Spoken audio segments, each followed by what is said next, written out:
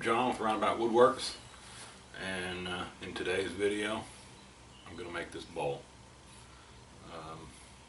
Bottom's a little bit too thick on it, but otherwise I'm happy with the shape. And I forgot to video me turning this bowl. Both of these are out of ash, and while I was turning these, someone made a comment on one of my videos asking me to talk about my microwave process. I really wish my microwaving process was more complicated and rigorous than it is. Basically, I take a wet bowl blank and put it in the microwave for the first time. I still do 3 minutes. The bowls that I'd set on fire, I said I wasn't going to do them for 3 minutes anymore. But just a single minute or 2 minutes, it doesn't get them hot. There's no steam coming off the bowl. And what I'm after is boiling the water out of the blank. So the first time I put it in for 3 minutes and let it sit until it's cool. And then after that, I do 2 minutes, just a few times. I don't know how many times. Once the bowl blank starts to deform, that is, once it starts to close in and go oval, I start doing it for 1 minute. And I don't do it until it stops losing weight, because what I want is the wood of the bowl to be at equilibrium moisture-wise with the atmosphere. If it has zero moisture in it, then what happens when you turn it is it's going to warp the other way when it swells back up. And ideally it's at equilibrium. Exactly the same amount of moisture is inside the bowl, inside the cells of the wood, as are in the air surrounding the bowl. So I basically microwave it until it deforms, and then I leave it sit. I didn't do that before. When I first started, I've only done a dozen bowls with a microwave, so I'm not an expert. The first set of bowls I did, I microwaved them until they didn't lose any more weight and there was no moisture in the wood, and I turned them and they deformed a little funny. So the next set of bowls I came out much better. So what I wound up doing now is I microwave them until they start to get, after a minute in the microwave, they get a little bit too hot to touch and they're warped. And then I leave them sit for a week, and then I turn them because they're still deformed. And that's what I'm after, a deformed blank, so I can true it back up and I get a true bowl. Not a true bowl, but not a deformed bowl. Round and level across the top and round. Anyway, and I want to thank everybody who's subscribed lately. I apologize for not putting out videos any more than I do. It's been really hot here, and I just haven't felt like making videos. I sweat all over the camera, I sweat all over the wood, and we've had a cold front come through, and it's now 4 o'clock in the afternoon. It's 77 degrees in the shop. This is going to spoil me for the rest of the Indian summer, or whatever you call it. Anyway, thanks for subscribing, thanks for watching. As always, leave a comment. I try to respond to all of them. I'll try not to say I don't know, but sometimes I don't know. Anyway, happy turning. Enjoy the video.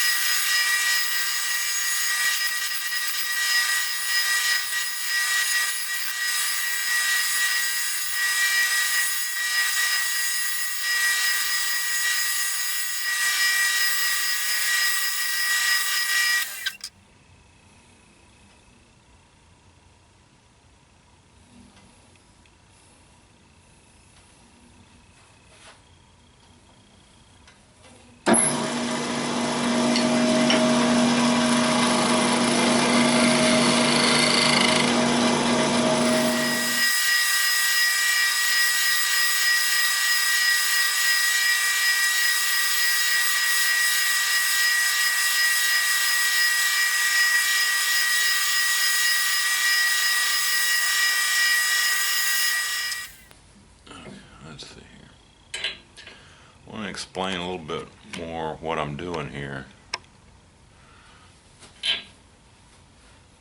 I'm cutting, this is an Irish grind gouge, and I'm cutting along the back of the wing from about here to about where it gives up the edge on this side.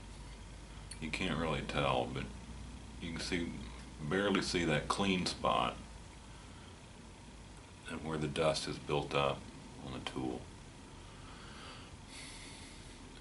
And I'm doing that so that I can get kind of a sheer cut. I want a finished surface I want a finished surface on the wood off the tool if I can possibly get it. So every cut for me is practicing that refining cut, the slow pass, rubbing the bevel the whole way so that the surface is very soft, no tear out. And a lot of that kind of depends on the wood. Some wood just doesn't want to cut clean. This is ash. It cuts fairly cleanly. To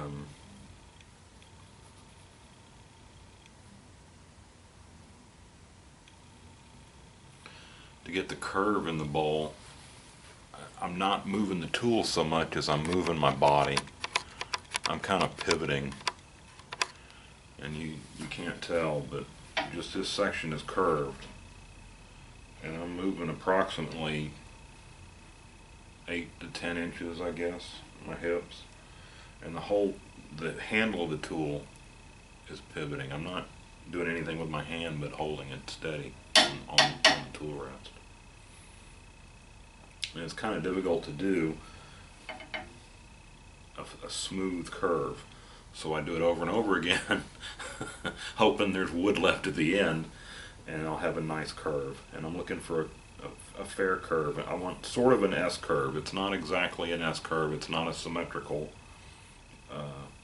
curve, but almost.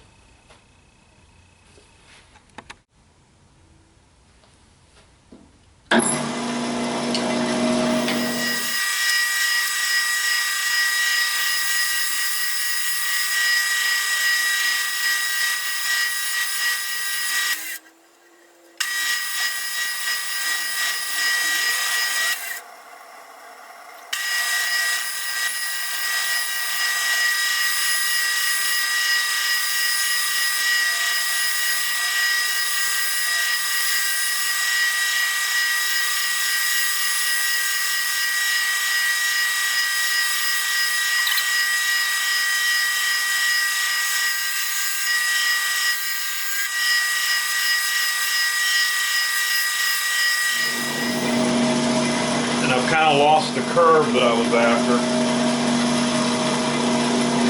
And this is normally how I do this. I go in and out, check, cut. You know, I have an idea in my mind what I want, but it may not turn out exactly what I had in my mind, because either I get a wobble in my tool or I just don't have it in me to do it right. Sometimes I get lucky and accidentally wind up with something really pretty, which is better than what I had in my mind.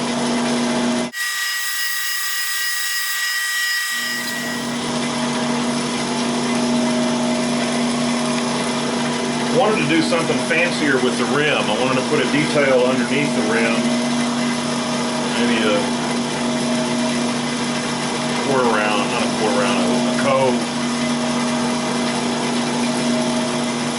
Got enough room in the wall thickness to shrink down the body of the bowl more to make room for that detail, but not enough. I don't want the bowl to be too small. As I look at it,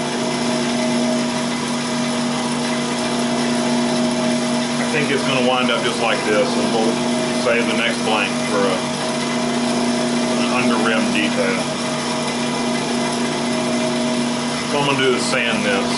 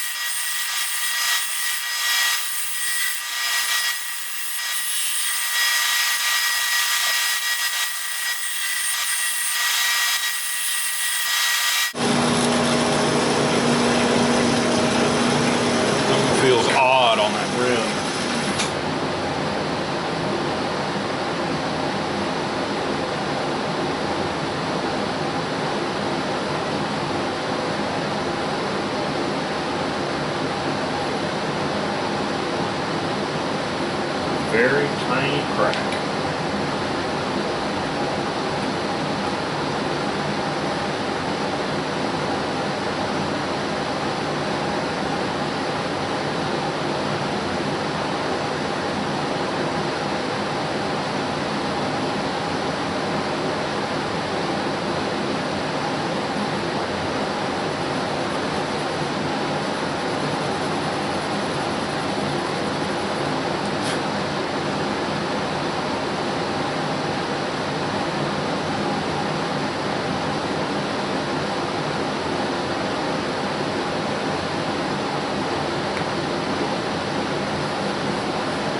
One of the reasons I put oil on the outside of the bowl when I'm finished turning it is for this reason. If a crack develops or an inclusion,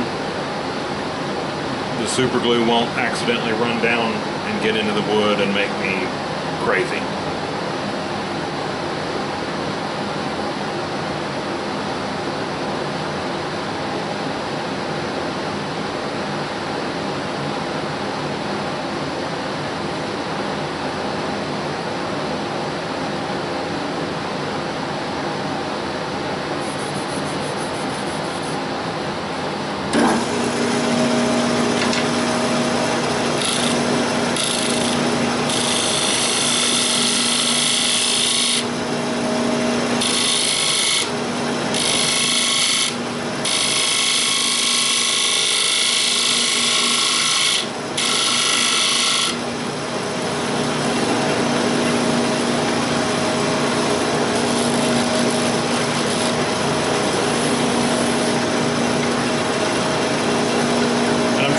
The curve on the inside with the curve on the outside.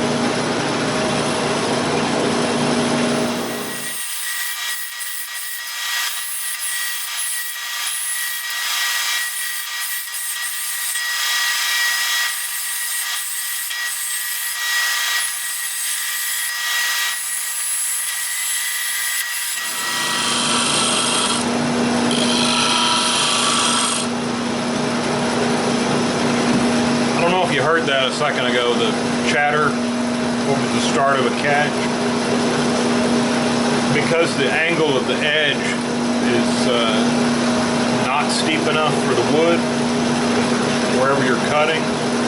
If you get that, don't just hammer into it. Don't just bear down and I'm going to make the cut anyway. Rotate the tool just a little bit. Which way you rotate it depends on the angle of the curve and the height of your tool rest, where you're cutting with regard to the center line.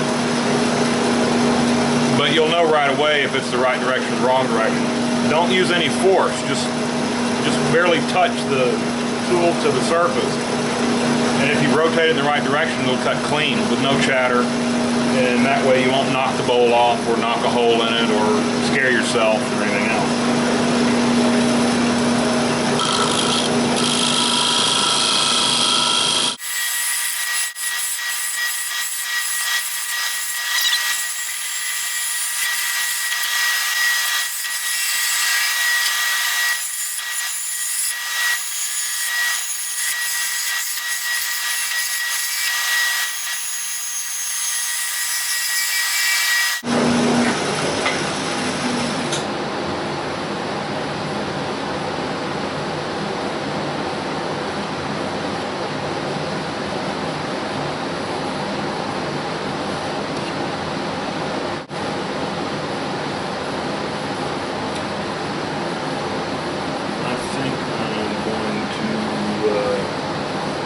Kiss this with a scraper.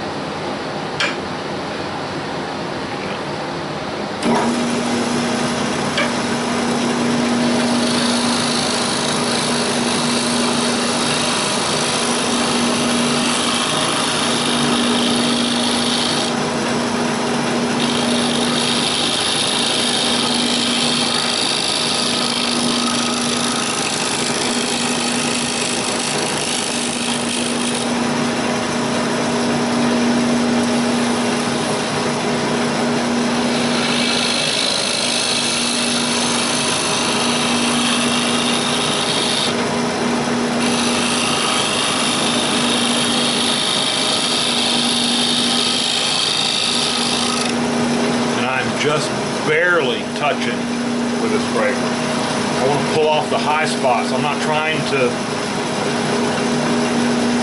to shape the bowl anymore. Now I'm trying to flatten the surface as it moves around the curve, because that means less sanding.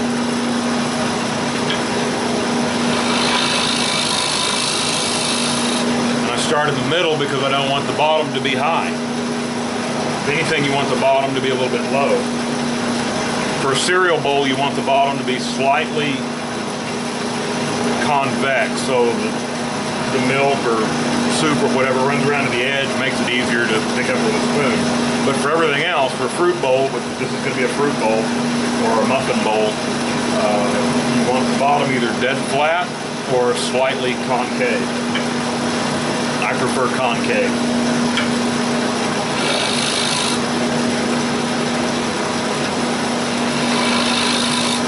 Because if I make it concave, then I know I haven't made it convex.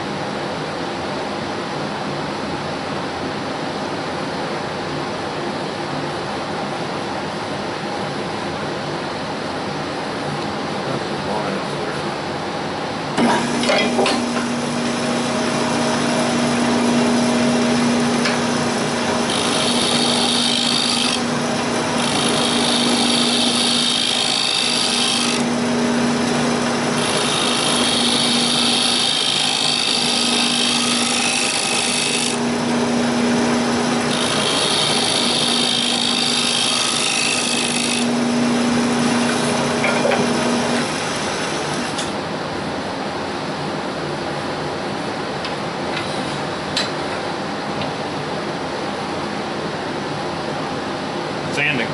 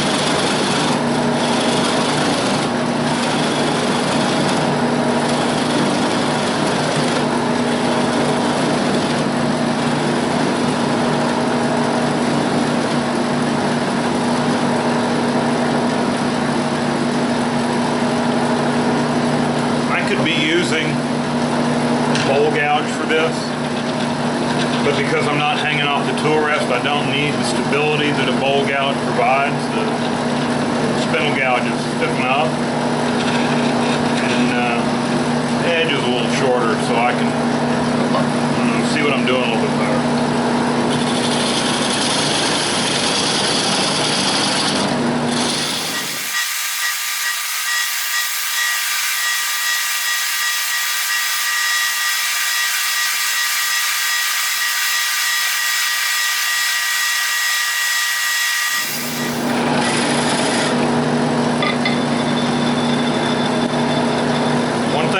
When you're using coal jaws, the bowl is held on with rubber feet, so there's some flexibility. You can knock it off the lathe if you're not careful, or work the bowl out of the chuck. You should always take light cuts.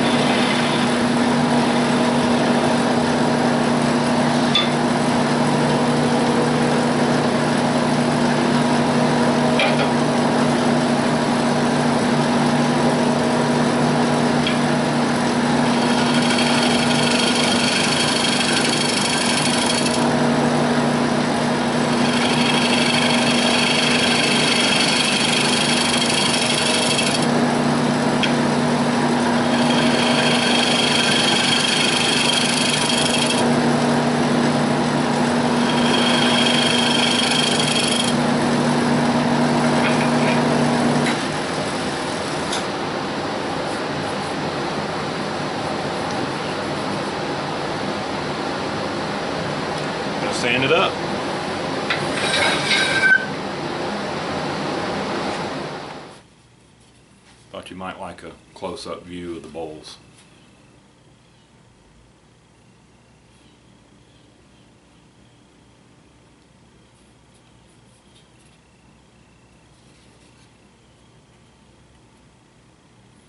I turn this shape a lot. It's my favorite shape for a bowl. It just looks right to me.